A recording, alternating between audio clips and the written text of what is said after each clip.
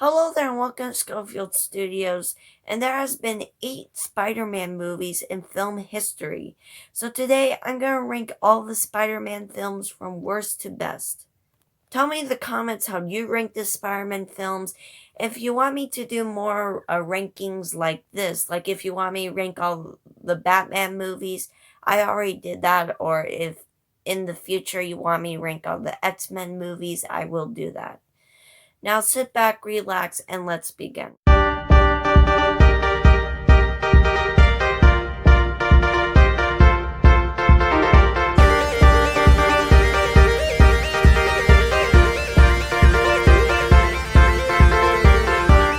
Number 8 is The Amazing Spider-Man 2. Now, I thought the first Spider-Man movie was good enough.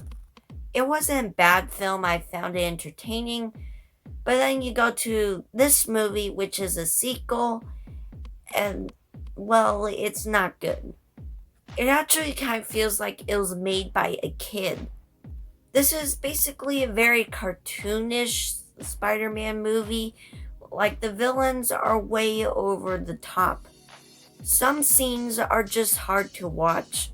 All the characters are very uninteresting, and probably the most frustrating thing about this film is that in the third act, it was setting up a bunch of other films, and since this movie was so bad, then they canceled all those other films.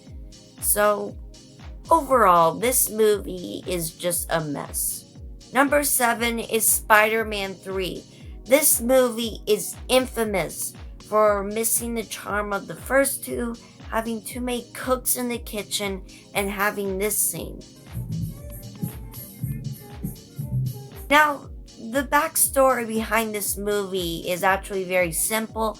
You see, Sam Raimi was wanting the Sandman and Henry as a Green Goblin would be the villain, as Peter would be avenging his uncle's death because the Sandman killed him, and then Henry would be avenging his father's death to kill Peter. I know it's supposed to be this very emotional story, and yes, we do see that on film, it's part of the plot. But then some people who were working on the movie and the studio thought they should add Venom in there. And Sam Raimi didn't want that, but he did it anyways because it was a studio. So he squished the Venom line in there, and the domino effect starts happening where one domino falls, the rest goes down. There are a few good scenes, and I do find it very watchable, but still not a good film. Too many cooks in the kitchen, and they just squished a plot line in there that was for a totally different film. Number 6 is The Amazing Spider-Man. Now, this is probably one of the most lackluster of the Spider-Man movies. I really don't have anything against it aside that, well, there's nothing that stands out. It's very lackluster. The villain is lackluster, not interesting in any way. The characters are lackluster. And it's just a retelling of the Spider-Man story, but it doesn't have anything, new that is interesting to add to it. I did enjoy the movie. I found it entertaining. But if I was gonna pick a Spider-Man film to watch, this wouldn't be my pick. Number 5 is Spider-Man Far From Home. Now, I think Jake Gyllenhaal is great as Mysterio, and this is probably one of the funniest MCU movies of all time. Overall, I thought it was a good Spider-Man movie. I liked the first 2 acts more than I liked the third act. The third act was just okay, while the first 2 acts were good. I'll get to that in a minute, as there is a few problems. The first thing to talk about is that the idea of Peter Parker going around the world with his class feels more like an SNL sketch than an actual movie. Second thing is that, well, I thought the first 2 acts were good again, but the third act, right after Peter gets hit by a train, the movie starts taking a little bit of deep dive in in quality. But one of the reasons might be because, well, a Spider Man fighting a bunch of drones isn't as interesting as Spider Man fighting the Green Goblin or the Vulture. It's just not that interesting. I still thought it was funny and entertaining. The first two acts were better than the first two acts were better than the third one. And the whole idea, there's something wrong with that part. I still thought the movie was very good, just not great. Number 4 is Spider Man Into the Spider Verse. Now, there's a little bit of gap between Spider Man Far From Home, which I would give like a 7.8 out of 10, and Spider Man Into the Spider Verse, which I would give a 9 out of 10. Now, I think this movie is great and one of the best animated films of 2019. It is really good looking, and they do a good job making it feel like you're in a comic book. There's some emotion in it, from the hero's connection to the villain to the end. It's all done very well. There is some great comedy in here. Michael Cage's character and John Mulaney's character being the funniest. Some people would actually call this the best Spider-Man movie of all time. Of course, I'm not there yet, but I bet if I see it a few more times, maybe I agree. What holds it back for me is that I never been an anime fan.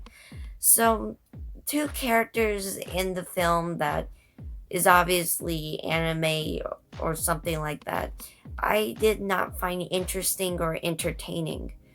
But still, I had a fun time with this movie and I'd recommend it. Number 3 is Spider Man Homecoming. This movie is very good, from the acting to the cast to the story that had depth to it, and it's probably like my top 10 favorite MCU movies, somewhere to number 10 to number 8. Tom Holland, I thought, was very good as Spider-Man, and every time Robert Downey Jr. shows up in this movie, it's just very fun to see him, and there's a lot of laughs that go with it. But the highlight here has to be Michael Keaton as the Vulture.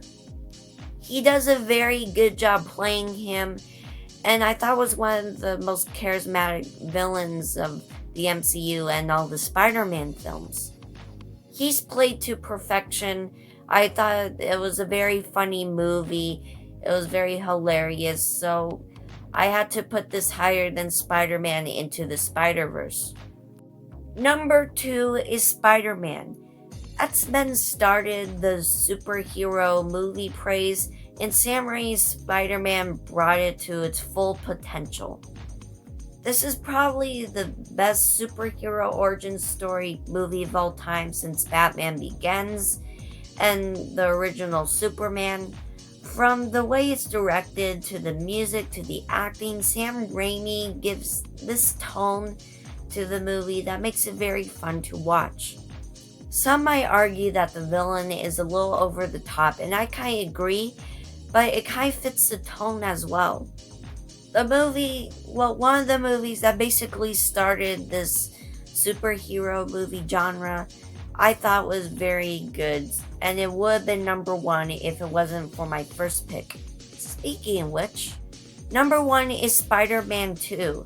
This movie takes what was so good in the first movie and doubles down on it, while adding something new. Having Dr. Octopus as a villain was great. I also think the acting in this movie was better than the first one. Very good. And probably one of the reasons that acting in this movie is so good is that the movie is more character based, as it shows Peter Parker trying to be Spider-Man and save the city, while also in the same time working on his personal life. Now, of course, we see that again and again and again.